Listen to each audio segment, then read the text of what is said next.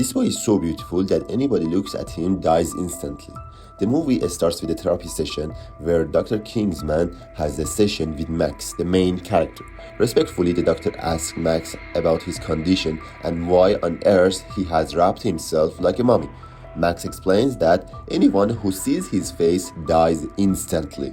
We also see a scene of Max's birth, where as soon as he is born from his divine mother's womb, the doctor's eyes turn black and they collapse to the ground. Upon learning this, Max's parents gather their belongings and move to a place with fewer people to avoid causing more death. After explaining all this, the doctor respectfully says, "Don't talk nonsense, my son. Remove your bandage from your face. Also tell me, where do you get your weed from?" Then we see Max's parents and Mr. and Mrs. Richardson entering the doctor's office and finding him dead while Max covers his face. It seems that his face can kill boys and girls alike. A few moments later, the police arrives at the scene and tells Max's parents that if such an incident happens again, they will have to take Max to the custody. The parents promise that such incidents won't happen again. Meanwhile, Max stares at a brick in the middle of the street and takes it to a home. During dinner, Max's family sits at the table with an additional guest, which is Dan, who is Max's friend. Dan tells Max that he signed up for an app that lets you date other people. Hearing this, Max's parents tell him, "You should try and learn something from Dan. You should do the same thing. Maybe you'll find some girl and stop using so many tissues. We have to pay for tissues so much." After that, Max and Dan go to a room. Max asks Dan to hit him on the face with the brick and let him go and die. But Dan refuses and gets busy on the phone. Max gets angry and throws Dan's phone on the ground, which Dan get mad and hit Max's face with the brick. The next day, Max and his mother go to a psychiatrist and everybody in the waiting room is looking at Max strangely. Max gets up to get a magazine to cover his face, but unfortunately magazine rack is empty. A girl named Alex, sitting on a nearby chair, gives her magazine to Max and they have a short conversation. After a doctor's appointment, Dan arrives and tells Max he has an arranged date for him with a girl. Although Max is not really in the mood for it, but he still has to go. After a few hours, Dan and a girl named Erica meet Max at the store. Erica doesn't like Max's appearance, and with Max's anxiety, everything gets worse until a boy sitting next to the table called Craig recognizes Erica and greets her. Then Max accidentally drops a cup and spills water on the table. Craig gets angry and cleans the table with Max's face. After an awkward meeting, Max goes to the edge of the bridge to intend to do the unthinkable, until Alex coincidentally appears and asks him what he's doing. Max explains everything to her and Alex offers him some candy. When Max says he doesn't want any candy, Alex throws it in the water under the bridge and tells him, "At least enjoy it when you go down, so you have some candy." After a short conversation, Max is convinced by Alex's word, "You jump, I jump," not to do the unthinkable. They go together to meet up to women named Esther and Rosemary, and they spend a few hours at the nursing home talking to them about their experience. Later on, Alex goes with Max to his home, but when Max asks her out again, Alex apologizes and makes an excuse. Max and Dan spend the remaining hours of the day at home. Max tells Dan everything about Alex. Dan tells him the girl is giving him sign and suggests him to go for her. Max writes, "If you jump, I jump" on a piece of cloth and decided to give it to her for another try. The next day, Max goes to bus station to wait for Alex, the girl of his dream.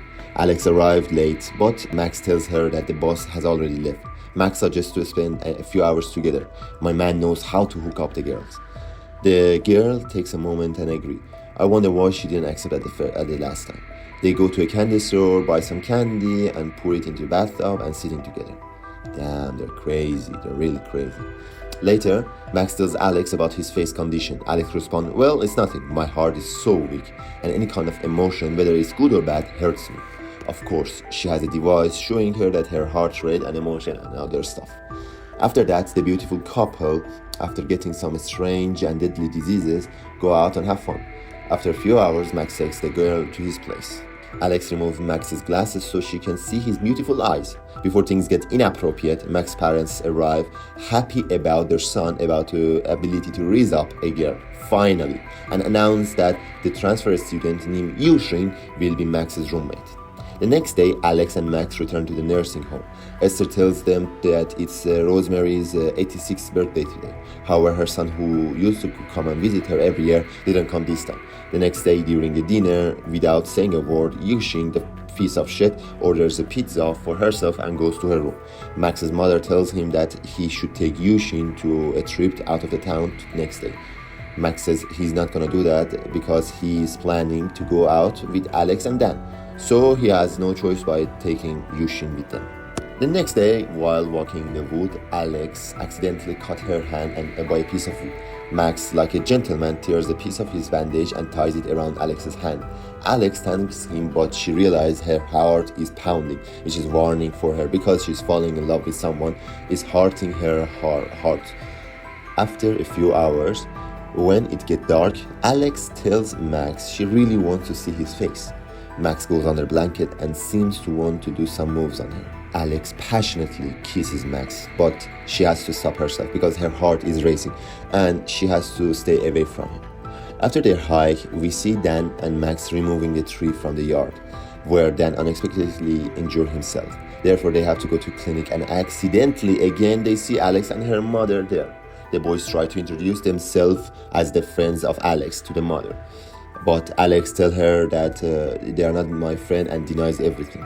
Later that day, Max asks Alex that why would she say that in the clinic. Alex explained that if she knows that if she tells her mother that she has a friend, her mother will be more worried because their emotion puts her heart at risk. Then they visit the nursing home again and to see Esther. Esther says that since the last visit, Rosemary's condition has worsened and she's now bedridden. They visit her and bring her some juice and watch over her. After the incident, Alex and Max talk to each other about their situation and how people deal with them.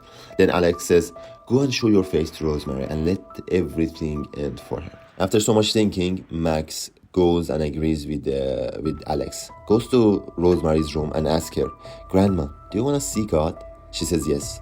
Max shows her his face. Rosemary dies to visit God.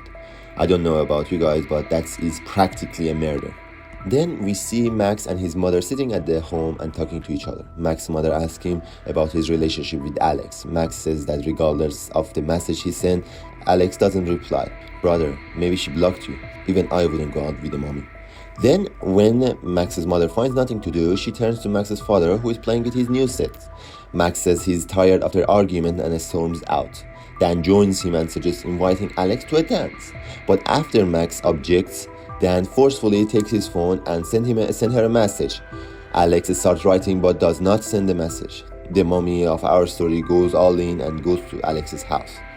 Then they sit in the Alex room and talk. Alex explains that her heart is in the severe condition, requiring her to take 2 edibles every 2 fucking hours. However, she says that she still wants to go dance with him. Next scene, Max and Alex are preparing for the party. Alex gives him a dog mask and says he has to wear it because it's the party's theme. Anyway, they go to the party, and when Justin Bieber's song plays, 2 lovebirds start dancing together. But after a few minutes, Alex becomes horny that forces her to leave the scene. Then Dan and his girlfriend Valencia arrives out of nowhere. Craig suddenly appears and sees Valencia. Valencia says that she's now in a relationship with Dan. Craig gets angry and after realizing that Max is behind the dog mask, takes Max's face toward Valencia and removes his mask. Valencia dies, unfortunately, and police takes Max to jail. After a few hours, Max is released and he goes to hospital to see Alex. Max realizes that Alex has not taken her medication and her condition has been worsened. Alex says that doctor told her she would only live until 16, but by controlling herself, she managed to survive until 70. The only person who succeeded to make her happy and spend good time with her is Max, and she asks Max to show her his face. Max tells her that killing people is not easy at all. Those memories become nightmares for him. Then he refuses and goes home. Once he's home, Max enters his room and starts removing his face with brick, hitting himself. His parents arrive to calm him down. A few days pass and no matter how many times Alex calls Max, Max doesn't respond. On one of the seventh day of the funerals for the Valencia, Dan sees Max. Max explained everything to him. Dan says, "Damn, this will make it worse. You have to go see her before it's too fucking late." Max goes to the hospital and hangs the cloth from the suit for Alex on the wall. Then he lies down next to Alex and they talk until Alex is going to see Max's face. Max asks Alex to close her eyes and remove the bandages. Then he lies next to her and Alex closely opens her eyes. But when she opens her eyes, she doesn't die. Instead, her heartbeat becomes faster and faster and faster. Max quickly informs the doctor. After that, Max falls asleep on a couch, and when he wakes up, he sees that Alex has passed away. Max goes to the same bridge, throws a box with Alex's name and candy in the box into the water so she can eat it. Then Valencia's case is resolved and neither Craig or Max's fault is there. From that moment, whoever wants to inherit his grandmother's wealth or owe them debt gives a call to Max. Finally, Max continued to visit the nursing home and shares with Esther that Alex taught him a valuable lesson. "I can't be the cause of this for everyone who truly loves me. That's why Alex didn't die by looking at him." So, the moral of the story is that being excessively handsome is a problem. Thanks guys for listening till now. Hope you guys enjoyed it and see you very soon.